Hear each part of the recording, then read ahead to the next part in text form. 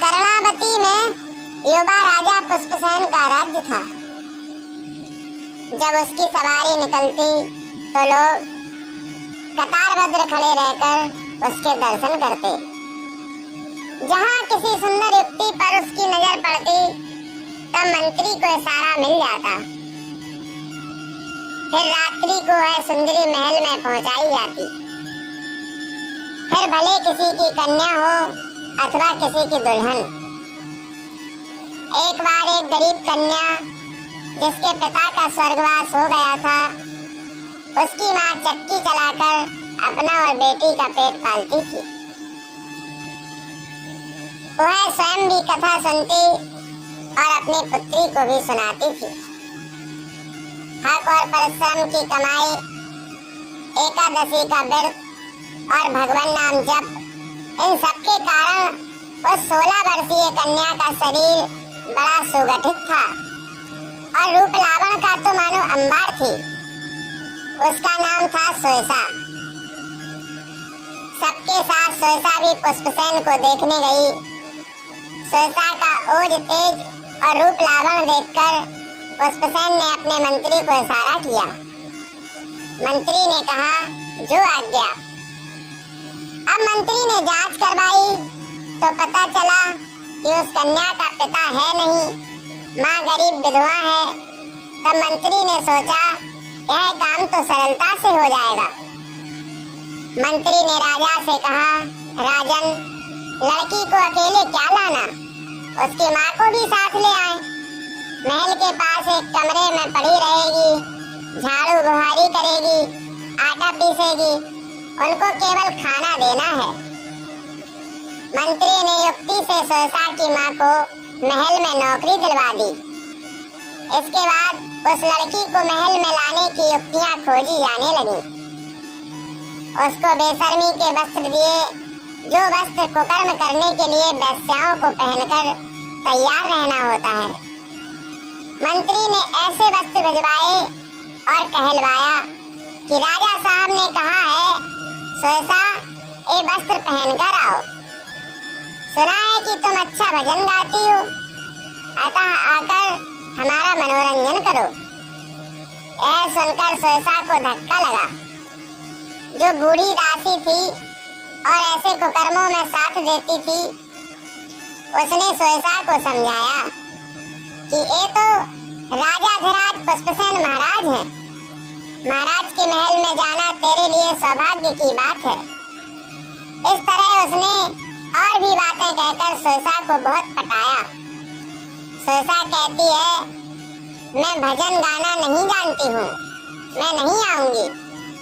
राज्य में रहती है और महल के अंदर माँ काम करती है। माँ ने भी कहा, बेटी जा, यह वृद्धा कहती है तो जा। सोयसा ने कहा, ठीक है, लेकिन कैसे भी करके ये बेशर्मी के वस्त्र पहनकर तो बिल्कुल नहीं जाऊंगी। सोयसा सीधे सादे वस्त्र पहनकर राजमहल में गई। उसे देखकर पुष्पसेन को धक्का लगा कि इसने मेरे भेजे हुए कपड़े नहीं पहने। दासी ने कहा, दूसरी बार समझा लूंगी, इस बार नहीं मानी। सोयसा का सोच बाद में फैलेगा, अभी तो अधर्म का पहाड़ गिर रहा था। धर्म की नन्ही सी मोमबत्ती पर अधर्म का पहाड़। एक तरफ राज सत्ता की आंधी है तो दूसरी तरफ धर्म सत्ता की लो। जैसे रावण की राज सत्ता और विभीषण की धर्म सत्ता, दुर्योधन की राज सत्ता और विदुर की धर्म सत्ता, हिरण्याकश्यप की राज सत्ता और प्रहलाद की धर्म सत्ता। धर्म सत्ता और राज सत्ता टकराई। राज सत्ता चकनाचूर हो गई और धर्म सत्ता की जय जयकार हुई और हो रही है। विक्रम राणा और मीरा की धर्म में दृढ़ता थी और राणा राज सत्ता के बल पर मीरा पर हावी होना चाहता था। दोनों टकराए और विक्रम राणा मीरा के चरणों में गिरा। धर्म सत्ता दिखती तो है सीधी सादी, लेकिन उसकी नींव पाताल में होती है और सनातन सत्य से जुड़ी होती है। जबकि राज सत्ता दिखने में बड़ी आडंबर वाली होती है, लेकिन भीतर ढोल की पोल की तरह होती है। राज दरबार के सेवक ने कहा, राजा धराज महाराज पुष्पसेन की जय हो जाए गाना शुरू। पुष्पसेन कहने लगा, आज तो हम केवल सोयसा का गाना सुनेंगे। दासी ने कहा, सोयसा गाओ, राजा स्वयं कह रहे हैं। राजा के साथी भी सोयसा का सौंदर्य नेत्रों के द्वारा पीने लगे और राजा के हृदय में काम विकार पनपने लगा। सोयसा राजा के दिए वस्त्र पहनकर नहीं आई, फिर भी उसके शरीर का गठन और ओज तेज बड़ा सुंदर लग रहा था। राजा भी सोयसा को चेहरे को निहारे जा रहा था। कन्या सोयसा ने मन ही मन अपने प्रभु से प्रार्थना की, प्रभु अब तुम ही रक्षा करना।